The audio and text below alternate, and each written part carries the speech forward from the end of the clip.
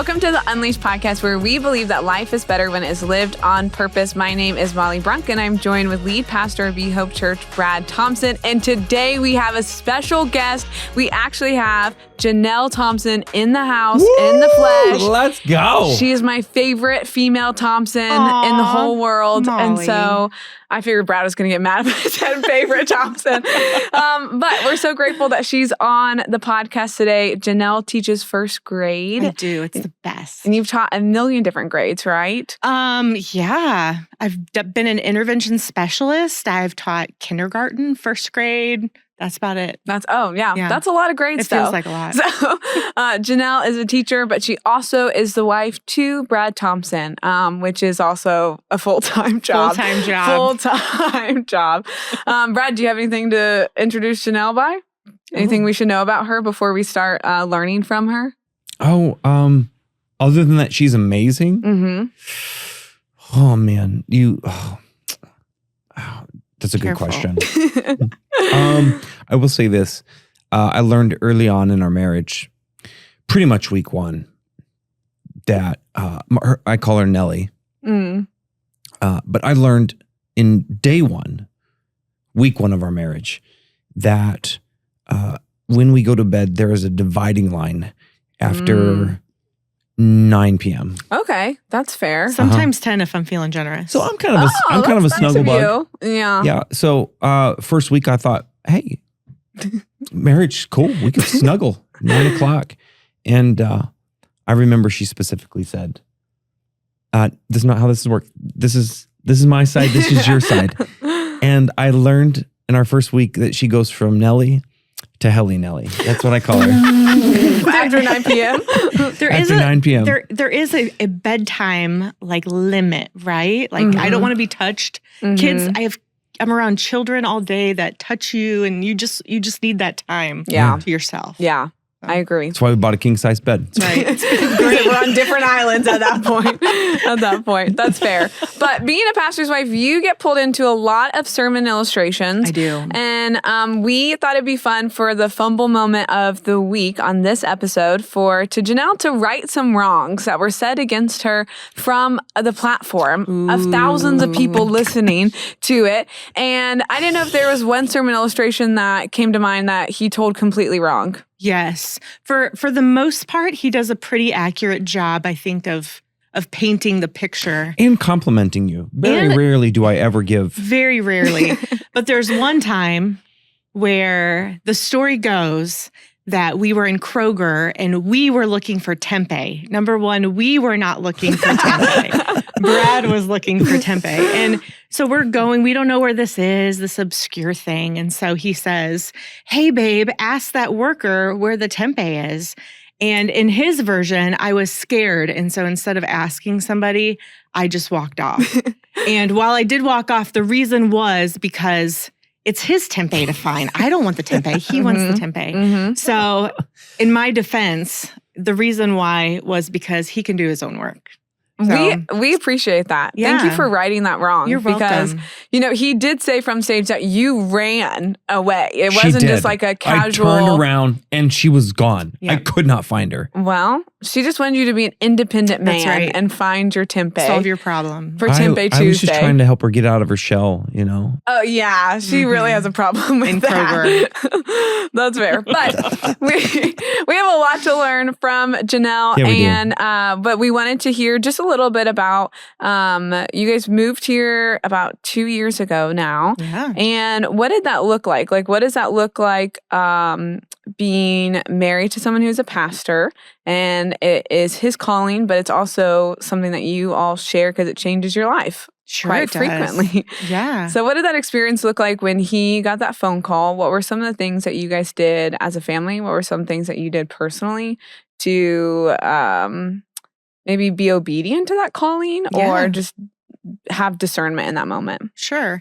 I think, number one, as a pastor's wife, it feels weird to me to be called a pastor's wife, I think, because I think as a Christian, we are called to live a certain way, no matter what your title is or whatever. Mm-hmm. So I don't see it as, oh, I'm a pastor's wife, I live this way. Mm-hmm. I see it more as, I'm a Christ follower, so I live this way. Yeah. So there's that distinction there. But when Brad got the call to come to Be Hope, I think we both understood that this is a life-changing event. And so in that moment, I also had to feel like that call is for me as well. And so separately, we kind of did our own praying, our own work, our own talking to people, getting wise counsel. But it was interesting, the stories that came out of that is, you want to tell about my job? Well, Because it was more I want you to tell your side first. Okay. So, well, for Be Hope, I feel like I was teaching in a kindergarten class that I loved. It was kind of my dream job. It was a great place. And he had talked about, hey, I got this call. And I think I was sensing a little bit of sadness in the fact that I'd stayed home for a while, and then I'd finally got this dream job and finally made my career. And so he's talking about, well, we need to leave potentially. And so I was just praying, hey, God, and this has been a prayer as we have moved several places, either make the door wide open and I will continue to walk through, or shut it so that I know we are done here. And so that was kind of my prayer throughout this time. And my principal came in one day and said, hey, I just want you to know we don't have enough kindergartners next year for your position. So I'll give you any other position in the district, but this job would not be open for you. And it was funny because in that moment, I told her, well, I think you've actually answered a prayer of mine that the door is closing here. And so after that moment, I kind of knew like we were going to be at Be Hope simply from that being answered for me. Yeah. And you said in that moment, you felt what? I felt released, like released from school, released from that area. Yeah. And the cool part about that story is, this is kind of confirmation and affirmation that we're in the right direction. Is my prayer was, God, I don't want her to be resentful Sure. for us going to this amazing opportunity, but leaving something that was an opportunity for her. And so my prayer before, a couple weeks before, was there has to be some sort of release on her end. Yeah. Right. And so the beauty of that is she comes home and she's like, we know something's up in our house when she's like, hey, can we go for a walk? And we went on a walk that day. And I just remember her saying, like, this is what happened at school. And in that moment, I felt released. Yeah. And I was like, oh my goodness. Like, And then he had to confess and then that I he confessed. betrayed. And I just, in that moment, I was like, babe, you're not going to believe it when I tell you this. But this was one of my prayers. I had like 7 prayers that I had prayed, like, these things have to happen. And this was like number 2. Yeah. And in that moment, I was like, gosh, this is God. That's cool. And have you felt that clarity on every ministry opportunity that you guys have both stepped into? Like, since you have been married, like, has it been super clear of like, oh, we need to say yes to this? For me, it has been. And there's a distinction between feel like wanting to go. There has been some times where I have not wanted to go, but I have sensed that move of the Spirit, I guess you would say, pulling me in one direction or another. Even though I knew I didn't want to go, but it was like, no, this is where I'm being called. And so we're going to go. Like our last church, which we loved, was great. But I remember driving downtown, like Joliet, when we were first thinking about going there. And we were stopped, and we didn't know it at the time, but we were stopped, not so good side of town, right next to a homeless shelter. It was pouring down rain. And we're at this stoplight, and she says, I think we're called to come here. And I'm like, no, I don't think we are. I said, do you want to double check? Like, this is my job. Like, I don't think we are. She's like, no, I feel like kingdom work can be done here. This is where we're called. Yeah. And she's the one who said that. Here's the crazy thing. That is the same stoplight that I told God I would give my life to that city. It was also the same stoplight that your dad texted me. About coming here. Yeah. That's crazy. Yeah.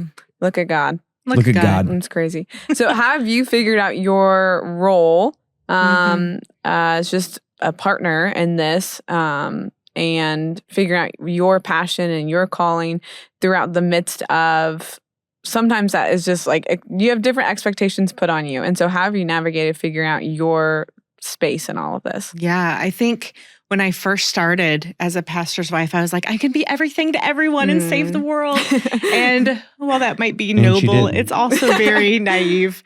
And so I had to learn what my gifts are, because I'm a pastor's wife, but I also have my own gifts and my own calling. And so for me, it was realizing, hey, I don't like being in the spotlight. I don't like being up on a platform. I would rather work behind the scenes. I would rather support Brad. You don't a lot of times see the behind the scenes support that pastors need. And so I love playing that role of being a helper and doing those things that free him up to do what he does. I think he gets off the platform every week and I'm like, I don't know how you do that, because that's not my gift. And so I think realizing what I have been gifted with, what I have been called to, and really leaning into those and being okay that I may not be other people, and not letting myself play those comparison games, realizing that I've been gifted uniquely, and that even though I may not be in the spotlight, I still serve an important role and purpose. Yeah, and I do sense that. Like, the beauty of it is I will often go to her and say, like, how do you think this weekend's message went? And she will say, it's not my job to critique you. It's my job to support you. And then I always argue, the best way you can support me is to critique me. but in that moment, she's like, you have enough people that critique you. I'm here to support you. Yeah. So wise. Yeah. And was that hard to establish those roles at the beginning? Like, did you feel like you had different expectations of how she would be in this role? Or was it like from the start, you guys knew this is where we would play into our strengths the best? I think I've been very clear with the churches that we've taken that, like, you're calling me to this church. You're not calling my wife to this church. Right. You're calling me to be the pastor, not her the pastor. And so in our time, I've never put expectations on her that she would need to be on a platform, that she would need to show up to every service, that she would need to be out in front talking to everybody. Like, I want her to lean into her gifts, and she's called to be a wife, first a follower of Jesus, second a wife, third a mother, fourth a teacher. And as much as we love the church, like, her gifting is to those things. And so I've never put expectations on her that she had to be somewhere or to do certain things. I always wanted her to feel freedom in that role as the pastor's wife to do what she feels gifted in. Yeah. And I think I put more expectations probably on myself than anybody else does. Yeah. And so realizing, hey, you don't have to put this expectation on you. And having that freedom, like Brad said, is really nice, just to be who I am. Yeah. I think the cool thing is too, like, I think you have your specific role, but it doesn't ever change your engagement. Like, I think it's like you're never like disengaged with what's happening. You're never disinterested in investing in people and the lives and the mission of the church. And so I think that is unique and just cool for me to see, of like, oh, you don't have to have a platform and a microphone to love this place and love the people and minister here. Yeah. And so I always love watching that. And you won't always see her at every service, or you typically, if you're not running our kids to a soccer practice or game, you're in the back serving with kids. Yeah. And because you were a special intervention specialist, you work with kids who have needs, special needs. And so, is that the way to say it? Cool. Look at me being PC. Nailed it. And so you have one-on-one with a young lady who comes here at church, and that's your gifting. That's what you love doing. So. Yeah, which is really cool. And so we are asking Janelle on this podcast because we always believe that we can learn from people and that she has a purpose, and we want to learn from just the unique experiences that you have and stuff. But one thing that we know about Janelle, and if this is your first time interacting with her, we know she was very wise. And so we wanted to ask, how did you get to a place where you feel like discernment or wisdom is your gift? Was it always natural, or is it something that you developed over time? I think it's kind of both. I was born into a very wise family, I feel like. Would you agree? Agreed. My mom is a very wise person. And so I think growing up, she has taught me so much about learning about watching other people about what's wise as far as choices, what are some unwise choices. In fact, every morning we would leave our house. My mom would say, be wise, live for Jesus.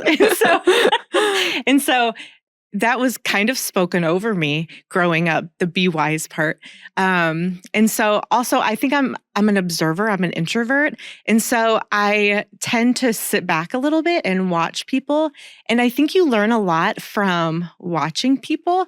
And I would rather learn from other people's mistakes than making my own mistakes. And I think that's partly wisdom. So I think it's both. I think it's a gift that I was born into, but also just being a natural learner and observer that bolsters it a little bit. It's good. She slows us down a lot, which is good to think through our decisions. That's right, guys. What she was saying was, she watches me make mistakes. I was and she corrects me. She said, I learned from Brad and his mistakes. I wasn't going to say that. Somebody's got to pave the way, right? I know. She's our universal sounding board. So any problem that we're going through, Janelle's got a solution. I do think that is the one thing that when you talk about complimenting each other in ministry, her wisdom is what I think grounds me in so many ways. Because and people, it's just like any other business or any other job. There's always problems. There's always tension. There's always people. There's always struggles. And I don't think I'm as emotional as I used to be. Probably. Fair. But that doesn't mean I still don't want to yell at people and tell people off. And so I have to pause and say, I'm going to come back to this and I'm going to talk to my wife. And you have been a huge asset to helping me understand how to navigate conversations, problems, people, vision, all that. Thanks, babe. Wow. We love Janelle. She's the best. But we're going to keep asking Janelle questions on the next episode about parenting because they have the best boys. And so we want to learn a little bit about how did they get there to this point because they're teenagers. And usually teenagers, people don't want to be around them. But that's not true for this case. But before we end this episode, we want to ask some hope or nopes. Yes. And so we have some hope or nopes for Janelle. And Brad, you can answer them too. If you have one that you want to ask Janelle, you can ask Janelle a hope or nope. So you can think of one. But the first one that we have is Orange Theory. Is it hope or no for Orange Theory? I give it hope. Okay. I give it hope. I tried my first session. They give you one free workout.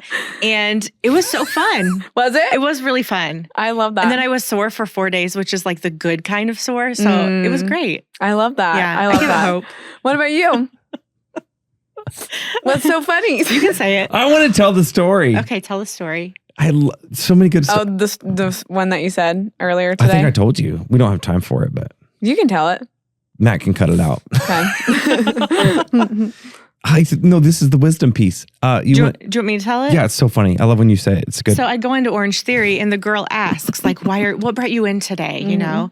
And so I specifically in my brain was I'm not going to say lose weight because that's the common answer. So I was I'm here to get stronger and to get back in shape. And I don't know if she wasn't listening or she was putting what she wanted for me on me. But she's okay, so because you want to lose weight, you probably want to do this workout and that workout. And I was so that's not actually what I said. I know. I wanted to be what I said. But I just went along with it. Enjoyed my workout. I told her there's a sermon there somewhere. I feel that's just how your brain works. Any Anything's story, you're could be a sermon. It's in there. Yeah. The next one is parenting teenage boys. Is there hope for it? Oh, there's so much hope. Hope. It's been fun so far. We So still far. have several years left, but That's fair. They're 13 and 14? I think so. Yeah. That's crazy. They're great. And we asked this one on the last episode, but it is just 'tis the season for it. Pumpkin spice. What are your thoughts on pumpkin spice? So hope. Oh, I thought you were going to ask about the trendy word manure. Definitely not. What is it called? Manure. Demure. Demure. Yeah, it's not that. So manure. I don't actually know what you're saying anymore. Bleu de hope. It's just something French. But yeah, hope for pumpkin spice. Hope for pumpkin spice. Brad told us he loves pumpkin spice, but loves pumpkin in general. You said you put it in your smoothies? Yeah, dude. All Is right. that fiber? No. All right. Let's move on. Okay, do you have anything else to say? All right. Well, thank you so much for listening to this episode. Make sure that you subscribe and share with everyone in your sphere of influence, and we will see you back here on the next episode.